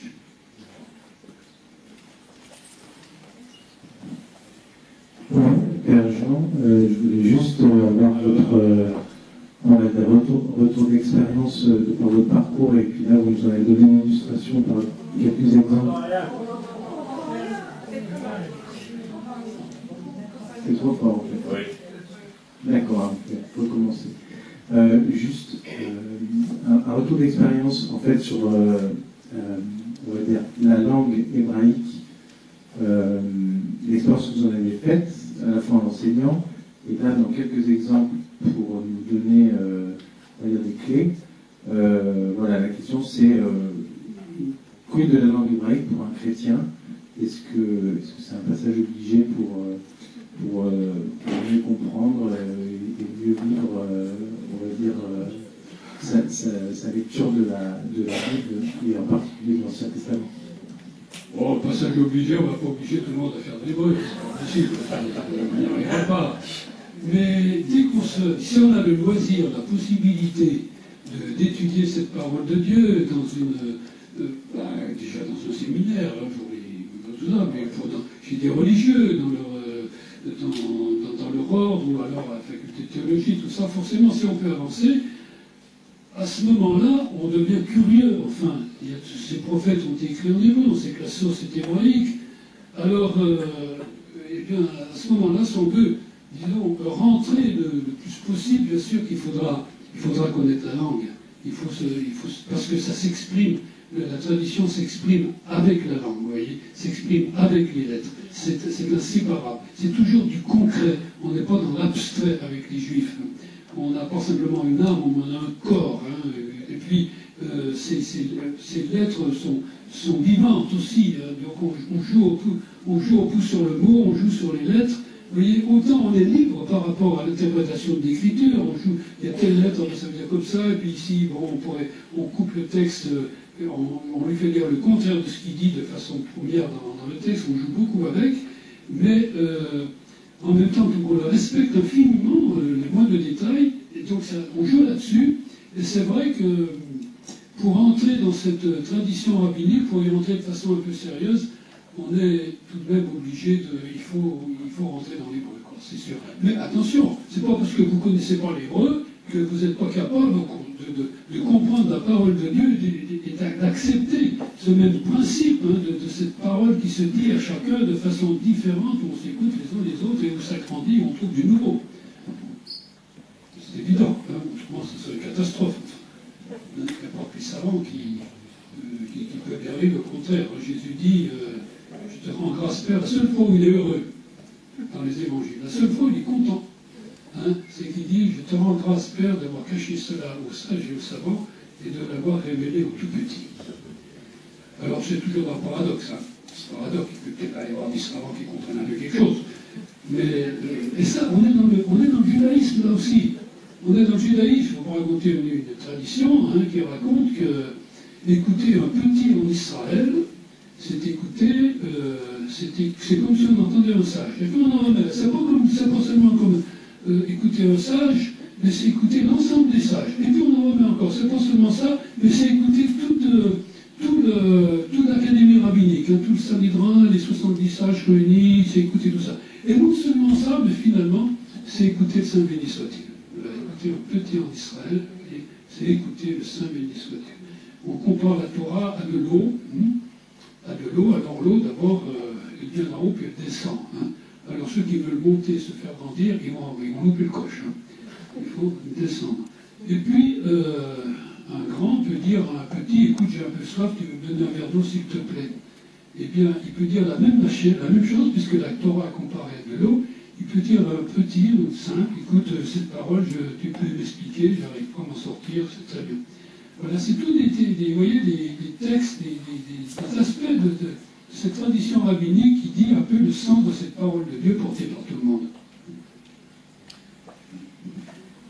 J'ai cru comprendre donc qu'on peut donner différentes interprétations à la parole, oui. Une chose et son contraire, mais enfin pas tout à fait, mais comment se fait-il que justement Jésus, à fin de compte, si je comprends bien, on n'a pas accepté certaines de ses interprétations de la parole, puisqu'on peut parler de Rabbi Arabi.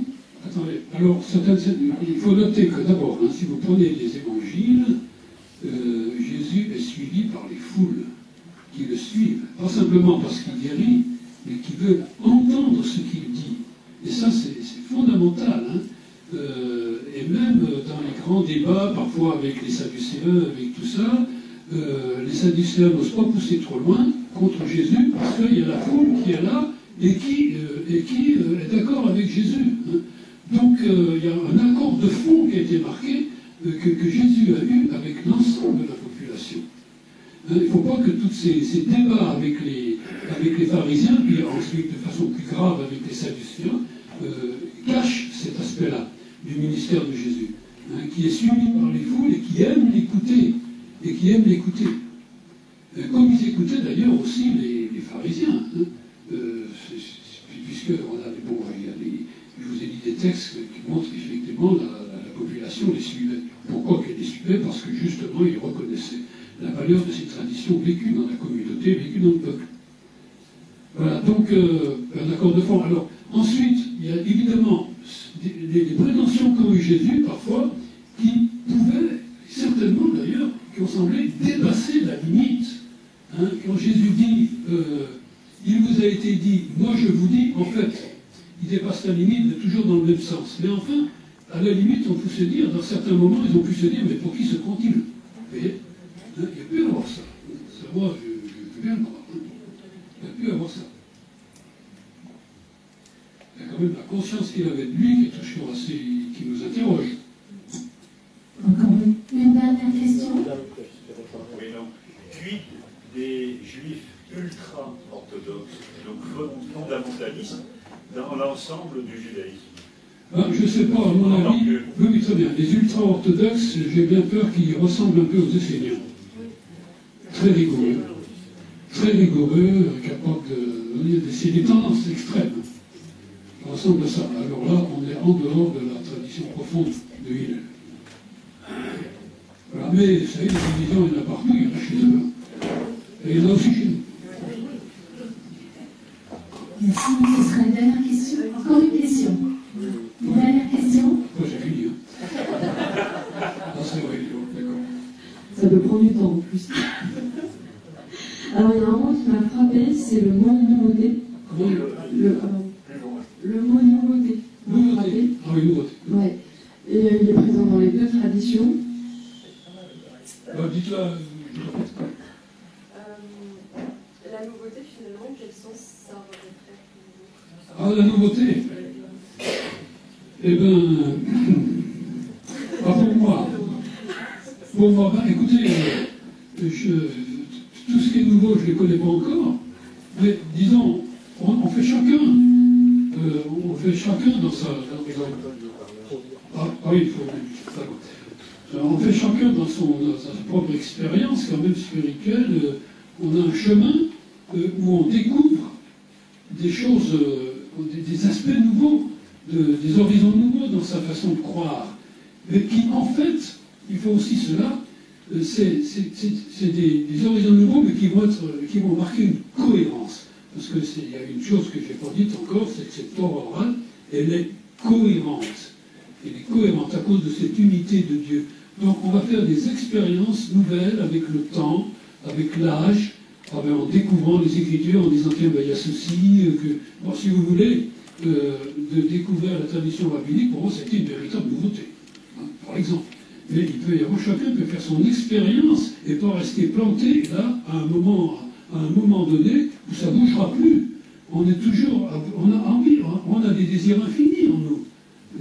Qui c'est qui les a mis? C'est pas nous, c'est Dieu lui-même qui les met. C'est bien pour que ça nous fasse marcher et que ça nous fasse chercher. On va trouver ensemble, et doucement, petit à petit, nos horizons vont s'élargir. On va trouver de nouvelles manières de voir la même parole, et que ça ne va pas nous bousculer à tel point qu'on dit j'ai rien compris avant. Non, ça va se construire de façon cohérente, puis ça ne sera jamais fini, jusqu'à notre dernier souffle. À ce moment-là, ça deviendra la grande nouveauté. Enfin.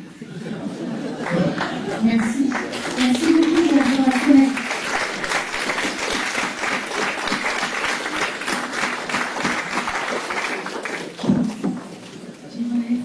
Est-ce que ce serait possible, pour terminer la soirée, que vous nous disiez... Pardon. Est-ce que ce serait possible, pour terminer la soirée, que vous nous parliez, vous nous disiez 2 mots sur la JCF de Lyon? 2 mots sur l'amitié judéo-chrétienne de Lyon. Avant que je fasse les annonces pour la soirée. Bon. C'est déjà un peu tard, je vais pas être trop long, mais l'amitié judéo-chrétienne de Lyon a commencé dès après la guerre, après la Shoah, on peut dire. Et toutes les amitiés judéo-chrétiennes. Après cette horreur, invraisemblable, impensable de la Shoah, on s'est dit, mais qu'est-ce qu'on fait? Qu'est-ce qu'on fait? Eh bien, il faut qu'on change de position vis-à-vis de notre appréciation du peuple juif. Et pour cela, ces groupes se constituaient, ça a donné l'amitié judéo-chrétienne, qui a été fondée à Lyon, je n'ai plus les années précises, mais dans les années 47, 48 à peu près. Il y a eu un temps de vide à propos de l'affaire Touvier. Vous savez, Touvier, c'est un personnage très peu recommandable, qui a réussi à s'insérer à l'intérieur chez les jésuites au Châtelard, alors qu'il y avait l'amitié judéo-chrétienne qui se réunissait là, enfin, et c'était une erreur, enfin, c'est pas été une volonté des jésuites, on ne le savait pas, ça s'est manqué, et le grand rabbin de l'époque a dit, c'est terminé, si vous recevez ce type-là, on ne peut pas faire l'amitié judéo-chrétienne entre nous. Bon, ça a repris depuis l'an 2000, et maintenant on essaye de se rencontrer, de vivre ensemble, d'animer un petit peu de façon diverse.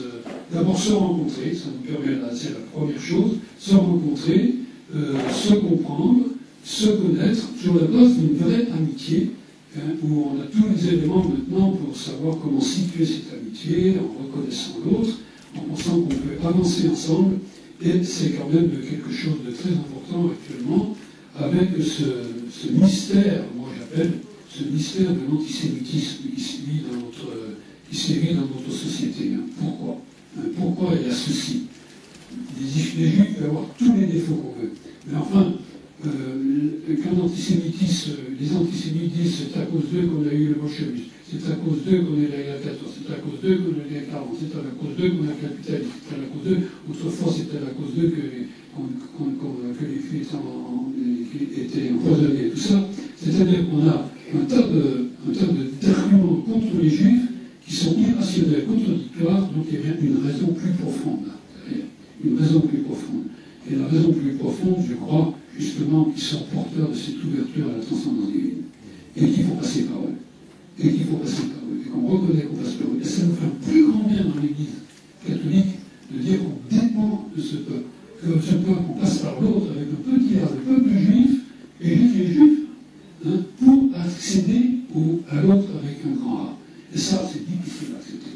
Et même pour les chrétiens, des fois. Alors, dans l'amitié chrétienne, vraiment, il y a quelque chose de capital, d'important. Et si vous voulez vous inscrire, vous êtes bienvenus. Parce qu'on a besoin quand même de pas d'être nombreux. Parfois, on est obligé de faire des déclarations un petit peu fermes.